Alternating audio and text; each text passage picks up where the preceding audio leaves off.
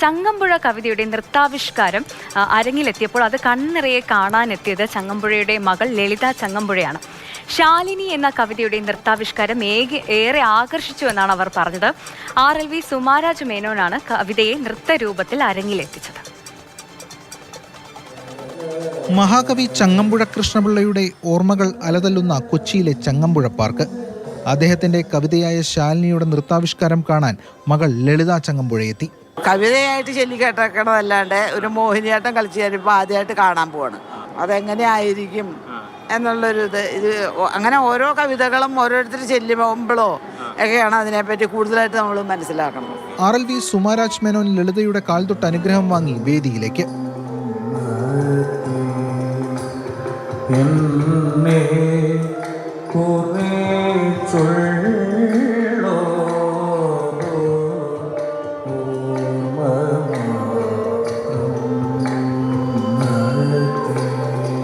മോഹിനിയാട്ടത്തിന്റെ നൃത്തച്ചുവടുകളിൽ കവിതയുടെ ചൊല്ലിയാട്ടം.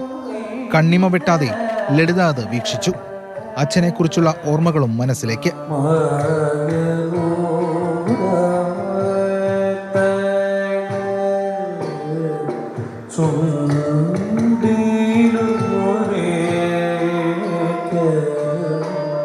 പരിശുദ്ധ പ്രേമവും നിശബ്ദ സ്നേഹവുമൊക്കെ നിറയുന്ന കവിതയാണ് ചങ്ങമ്പുഴയുടെ ശാലിനി.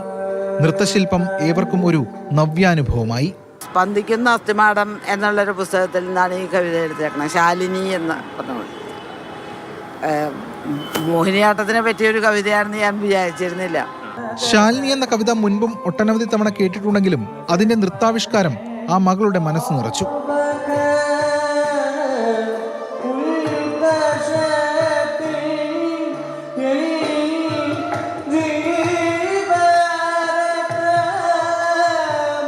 മാതൃഭൂമി ന്യൂസ്, കൊച്ചി. രാഗിൻ നമുക്കൊപ്പം ചേർന്നുണ്ട്. രാഗിൻ, മഹാനായ ചങ്ങമ്പുഴയുടെ കവിത അത് നൃത്താവിഷ്കാരത്തിലേക്ക് ആക്കുമ്പോൾ അത് കാണാൻ മകൾ എത്തുന്നു എന്നൊക്കെ പറയുമ്പോൾ അത് അപൂർവമായൊരു നിമിഷം കൂടിയാണ് അല്ലേ രാഗിൻ? ആദ്യം ഈ ചങ്ങമ്പുഴ പാർക്കിനെ കുറിച്ച് പറയണം. കൊച്ചിയുടെ സന്ധ്യകളെ സാംസ്കാരിക സമ്പന്നമാക്കുന്ന ഒരു ഇടം കൂടിയാണ് ചങ്ങമ്പുഴ പാർക്ക്. അവിടെ വിനോദത്തിനും അതോടൊപ്പം തന്നെ സാംസ്കാരികതയ്ക്കും ഒക്കെയുള്ള സ്പേസ് ഉണ്ട്. ഒരുപാട് പേർ അവിടെ ഒത്തുകൂടാറുണ്ട്. മാത്രമല്ല അവിടെ നിത്യേന എന്നോണം പരിപാടികളും നടക്കാറുണ്ട്. സാംസ്കാരിക പ്രവർത്തനങ്ങളുടെ ഒരു കേന്ദ്രം കൂടിയാണ്. ആ സ്ഥലത്താണ്, ഈ ചങ്ങമ്പുഴയുടെ ഓർമ്മകളൊക്കെ നിലനിൽക്കുന്ന സ്ഥലത്താണ് ഇത്തരത്തിൽ ചങ്ങമ്പുഴയുടെ ശാലിനി എന്ന് പറയുന്ന കവിതയുടെ നൃത്താവിഷ്കാരം നടന്നത്. ആ രണ്ട് മുഹൂർത്തങ്ങൾ, ആ രണ്ട് ഘടകങ്ങൾ നിൽക്കുന്നു. അതോടൊപ്പം തന്നെ മൂന്നാമതായി അദ്ദേഹത്തിൻ്റെ മകൾ ലളിത ചങ്ങമ്പുഴ കൂടി അവിടേക്ക് വരുന്നു അത് കാണാൻ. അങ്ങനെ ഒരു വിവിധ മുഹൂർത്തങ്ങളുടെ ഒരു സംഗമമാണ് യഥാർത്ഥത്തിൽ അവിടെ നടന്നത്. അത് വലിയൊരു പോസിറ്റീവായിട്ടുള്ള അന്തരീക്ഷവും സമ്മാനിച്ചു.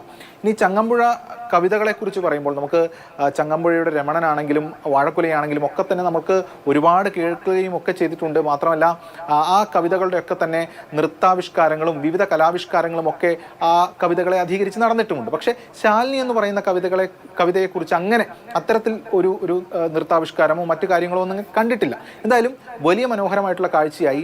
മാത്രമല്ല കവിതയും വലിയ മനോഹരം തന്നെയാണ്. ഒന്നുമെനിക്ക് വേണ്ട മൃദു ചിത്തത്തിൽ എന്നെക്കുറിച്ചുള്ള ഓർമ്മകൾ മാത്രം മതി എന്ന് തുടങ്ങുന്ന ആ കവിത സുന്ദര കവിതയാണ്. അപ്പോൾ ഈ കാര്യങ്ങളൊക്കെ തന്നെയാണ് അവിടെ ഉണ്ടായത്. ഒരുപാട് പേർക്കത് സന്തോഷകരമായി ഭവിക്കുകയും ചെയ്തു.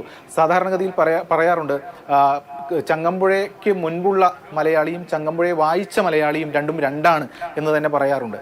ചങ്ങമ്പുഴ ഇല്ലായിരുന്നെങ്കിൽ നമ്മുടെ പ്രണയങ്ങൾ ഇത്രത്തോളം മധുരമുള്ളതാകുമായിരുന്നില്ല. മാത്രമല്ല വിരഹങ്ങൾ ഇത്രത്തോളം പൊള്ളിക്കുമായിരുന്നില്ല എന്നുമൊക്കെ പറയാറുണ്ട്.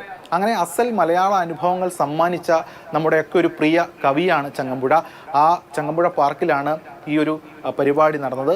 വലിയ സന്തോഷകരമായിട്ടുള്ള അവർക്ക് രണ്ടുപേർക്കും, അതായത് നൃത്തം ചെയ്തവർക്കും അതോടൊപ്പം തന്നെ മകൾക്കും മാത്രമല്ല, മറിച്ച് അവിടെ ഒത്തുകൂടിയവർക്കൊക്കെ തന്നെ ഒരു